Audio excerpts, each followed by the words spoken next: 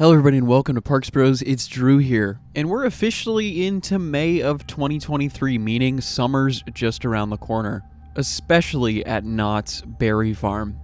Their brand new revamp of Fiesta Village has something new or changed almost every day now, and is definitely looking to be complete within even the next couple of weeks. Now, the revamp of Fiesta Village was not the only thing announced for 2023. If you've been to the park in the past year or so, you know the park's original launch coaster, MonteZOOma's Revenge, has been closed since early 2022, because it, along with the land, was going to be completely redone.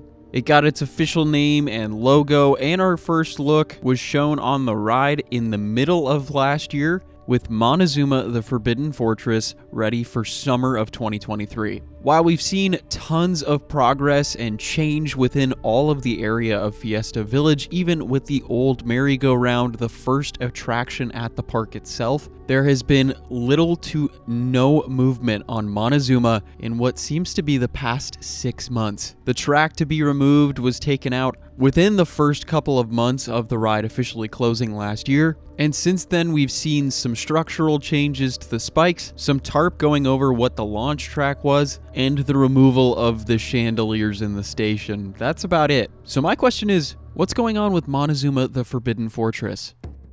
MonteZOOma's Revenge originally opened in 1978 as the West Coast's first ever launched Schwarzkopf coaster. And you could argue, more importantly, being California's first coaster to go backwards. This ride appeared on the heels of Corkscrew opening at Knott's a couple years prior in 1975, and of course another Schwarzkopf looping coaster, Revolution, at Six Flags Magic Mountain in 1976. The inversion wars were heating up though, as Knott's was like, we can do you one better, let's do a loop backwards, while also launching riders from 0 to 55 miles an hour in 4.5 seconds. At the time, this ride was peak of technological improvement in terms of roller coasters, as this ride model was soon to be cloned all over the US and the world. As we fast forward to today, very few of these ride models currently exist, as many would be cannibalized for parts later in their years, with MonteZOOma being the last one standing in all of North America. Now, of course, there are plenty of regular Schwarzkopf looping coasters all over the US,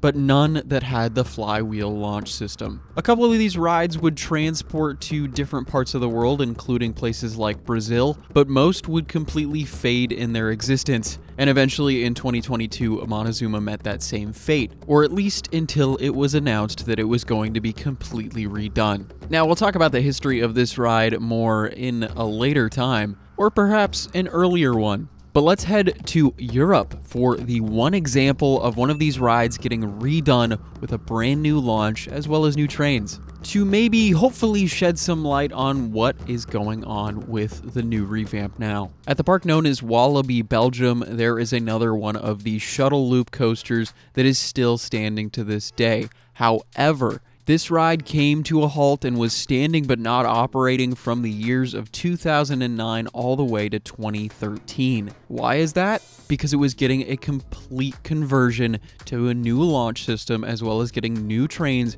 by Gerstlauer. This ride would change names from Turbine all the way to Psyche Underground, including a brand new theme, which was definitely reminiscent of a lot of underground nightclubs, which I think is really cool, especially considering this entire roller coaster is indoors. The ride didn't start out that way though, as due to noise complaints, they would eventually cover the loop in a building before, during this 4-year-long refurb, cover the spikes as well. To my knowledge, there was also some track replacement that happened on the ride, of course, as this ride was over 3 decades old when this revamp took place. And as a cool fun fact, they did keep the flywheel mechanism as a cool little bit of theming while you're walking in line. This ride officially had linear synchronous motors on the coaster itself, propelling you with electromagnets all the way up to 53 miles an hour. And with these new, most likely more comfortable trains, Psyche Underground is at least going to last a couple more decades. However, something that I do not know enough about is why this took 4 years. It could have been anything from an extreme permitting process to research and development on the trains, as well as replacement of track by Gerstlauer, or even the park itself questioning what to do in the future with the ride. But it's just something I don't don't know enough about. And if you do, please let me know down in the comments. But it has left me wondering what is going to happen with MonteZOOma the Forbidden Fortress, as this project has virtually stalled in the past 6 months, if not more, and there is virtually no sign of the new track showing up or new trains.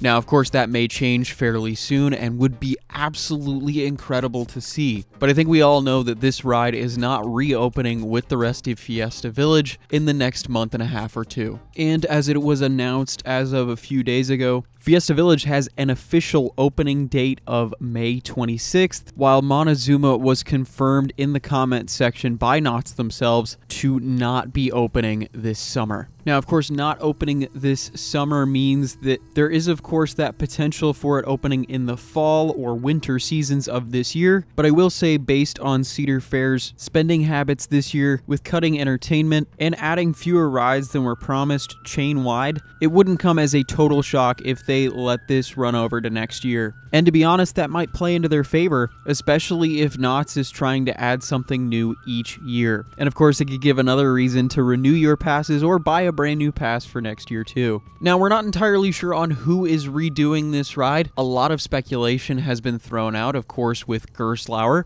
as they did the Psyche Underground revamp, although that was nearing a decade ago. And people have speculated other companies such as Kumbach being involved due to the new restraint system shown on the trains in the teaser trailer. And I've heard plenty of other coaster manufacturer names thrown about by other coaster enthusiasts, and at least to my knowledge, there has been no solid answer from the park themselves, and as far as I'm concerned, that's what really matters. I do not see this revamp taking nearly as long as Psyche Underground did, but like many older and aging attractions that were built by companies that no longer exist, trying to retrofit new parts into an old system can be quite time-consuming as well as expensive, and no matter how long it takes for this retrofit to be done, I'm just happy to see such an iconic ride getting some much-needed love. But especially after the past 6 months or so, and with the rapid and amazing development of Fiesta Village, I can't help but think, what's going on with MonteZOOma? Anyway, I hope you enjoyed my little ramblings on this coaster project. And if you enjoyed it, of course, make sure to subscribe. I would really appreciate it. We're going to have more construction updates, of course, for all of Fiesta Village, as well as the rest of Knott's Berry Farm, and more coming in the near future. And of course, updates for MonteZOOma the Forbidden Fortress whenever something happens with it. But again, I wanted to say thank you so much for watching. I really, really do appreciate it. With all that said, though, I hope you enjoyed. And of course, until next time, we'll see you on the next ride.